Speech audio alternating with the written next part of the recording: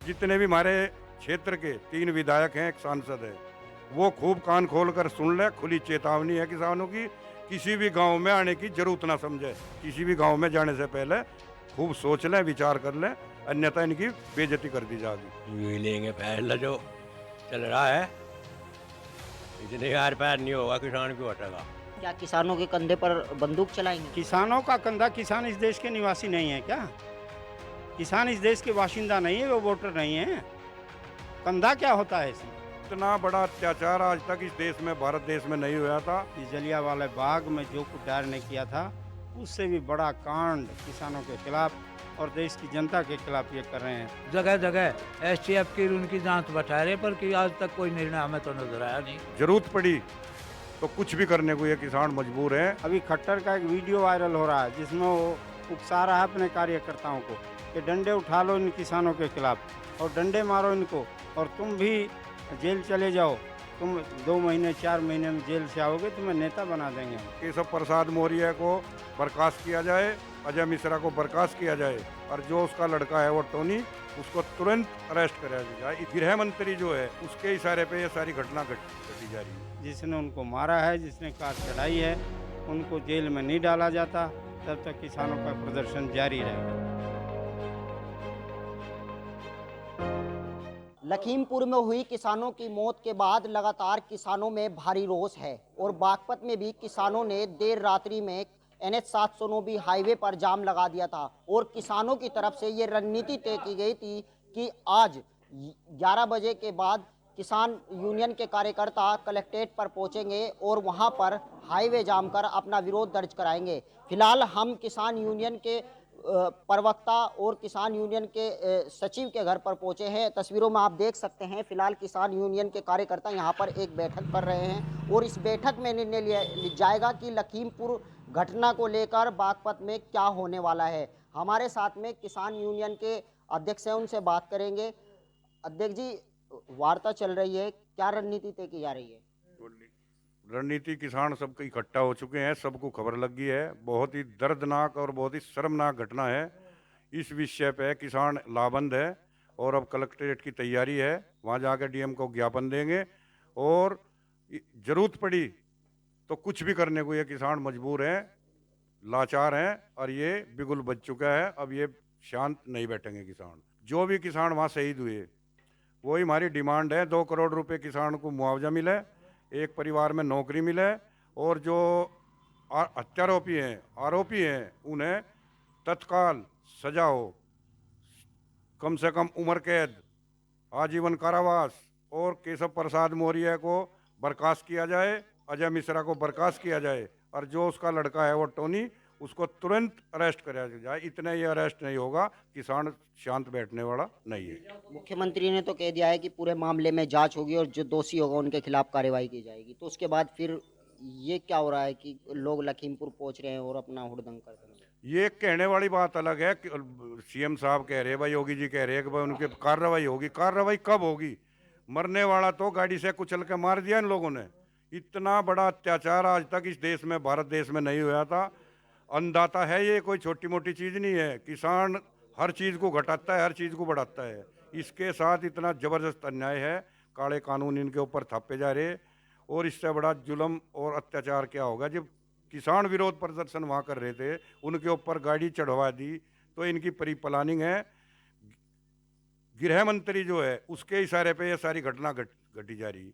और जितने भी हमारे क्षेत्र के 3 विधायक हैं, एक सांसद है, वो खूब कान खोल कर सुन ले। खुली चेतावनी है किसानों की, किसी भी गांव में आने की जरूरत ना समझे। इनकी किसानों को कोई आवश्यकता ही नहीं है। क्षेत्र में जहां है वे अपने घर बैठे रहें, ना किसान के बारे में आज तक कोई 2 शब्द बोल ले, और ना आगे बोलने की इनकी हिम्मत है। किसी भी गांव में जाने से पहले खूब सोच लें, विचार कर लें, अन्यथा इनकी बेइज्जती कर दी जाएगी। जो कार्यकर्ता थे बीजेपी के जो वहां पर थे, उनके खिलाफ मुकदमा दर्ज कर लिया गया है। फिर अब क्या बात रह गई है किसानों की तरफ से? ये जो अब जो मुख्यमंत्री कह रहा है कि हमने जो है उनके खिलाफ मुकदमे दर्ज कर लिए गए, हम नहीं मानते इस बात के। जब तक वे जो है गिरफ्तार नहीं होते और जेल नहीं जाते, तब तक हम कोई विश्वास इन लोगों पर नहीं करते, क्योंकि इनके कथनी और करने में दिन और रात का अंतर है। इसलिए हम जो है तभी विश्वास करेंगे जब वो पकड़ कर उनको जेल भेज देंगे। एसटीएफ की जांच भी बैठा दी गई है, अब तो जांच के बाद ही तो कार्रवाई होगी। एसटीएफ की जांच और इनकी सीबीआई जांच ये सब बराबर ही हैं, इनमें कोई हमें तो सच्चाई नज़र आती नहीं, क्योंकि बार बार ये जो है जगह जगह एसटीएफ की उनकी जांच बैठा रहे, पर कि आज तक कोई निर्णय हमें तो नज़र आया नहीं। इसलिए हम तो विरोध प्रदर्शन में लगे हुए हैं, विरोध प्रदर्शन करते ही रहेंगे। ईशा विक्रम, विरोध प्रदर्शन करते ही रहेंगे। विरोध प्रदर्शन आपका जारी रहेगा। एक बात बताइए, किसान वहां पर जो पहुंचे थे, कुछ लोग बोल रहे हैं कि जो भाजपा नेता थे उन्होंने अपने बचाव के लिए गाड़ी की स्पीड बढ़ाई है, क्या? देखो, इस सरकार के जितने पदाधिकारी और मंत्री हैं, ऊपर से लगाकर नीचे तक सारे झूठ बोल रहे हैं, 24 घंटे झूठ बोलते हैं। पहले इन्होंने कहा 14 दिन में पेमेंट कराएंगे, नहीं करा। 14 दिन क्या 14 महीने में पेमेंट नहीं हो रहा है। अब कह रहे हैं कि हमने सारा पेमेंट करा दिया। लाल किधर प्रधानमंत्री ने कहा मैंने सारा पेमेंट करा दिया। सारा दिन झूठ के अलावा इनका और अब लखीमपुर घटना को लेकर तमाम राजनीतिक पार्टियां वहां पर इसलिए वही मैं कह रहा हूँ कि जब सारा दिन छोटी छोटी बात पर झूठ बोलते हैं, ये बहुत बड़ी बात है। सारे देश का किसान लामबंद हुआ है इन 3 काले कानूनों के खिलाफ, और 9-10 महीने हो चुके किसान लगातार आग्रह कर रहे हैं कि इन्हें वापस लो, वापस लो, वापस लो। इनको वापस लेने के बजाय प्रधानमंत्री ने परसों भी कहा है किसानों के हित में है, तो इनकी बात का यकीन कैसे करें। अभी खट्टर का एक वीडियो वायरल हो रहा है जिसमें वो उकसा रहा है अपने कार्यकर्ताओं को कि डंडे उठा लो इन किसानों के खिलाफ और डंडे मारो इनको, और तुम भी जेल चले जाओ, तुम 2 महीने 4 महीने में जेल से आओगे, तुम्हें नेता बना देंगे हम। इस तरीके की भावनाएं इनकी हैं, इस तरीके के वक्तव्य दे रहे हैं। अभी पीछे इसने अजय मिश्रा ने ये कहा था कि हम सुधार देंगे इन किसानों को, उसी की प्रतिक्रिया में ये कार चढ़ाई गई है, क्योंकि इनके बड़े नेता कह रहे हैं कि इन किसानों को कुचल डालो। ये जलियांवाला बाग में जो कुछ डायर ने किया था, उससे भी बड़ा कांड किसानों के खिलाफ और देश की जनता के खिलाफ ये कर रहे हैं। किसान इनका विरोध तब तक जारी रखेंगे जब तक कि लखीमपुर खीरी में जो किसान मारे गए हैं, जिसने उनको मारा है, जिसने कार चढ़ाई है, उनको जेल में नहीं डाला जाता, तब तक किसानों का प्रदर्शन जारी रहेगा। तमाम राजनीतिक पार्टियां लखनऊ के लिए रवाना हो रही है, पुलिस द्वारा उन्हें रोका जा रहा है। कहीं ऐसा तो नहीं कि यूपी में चुनाव होने वाले हैं कि चुनाव में अपनी राजनीति की रोटियां सेक रहे हो किसानों के नाम पर? नहीं, चुनाव में राजनीति ना हो तो इस देश में प्रजातंत्र है, राजनीति ना होगी तो क्या होगी। भाई राजनीतिक दल अपनी राजनीति करेंगे। ये जब किसानों को कुचल रहे हैं तो उनके खिलाफ वो भी आवाज़ उठा रहे हैं अपनी। क्या किसानों के कंधे पर बंदूक चलाएंगे? किसानों का कंधा, किसान इस देश के निवासी नहीं है क्या?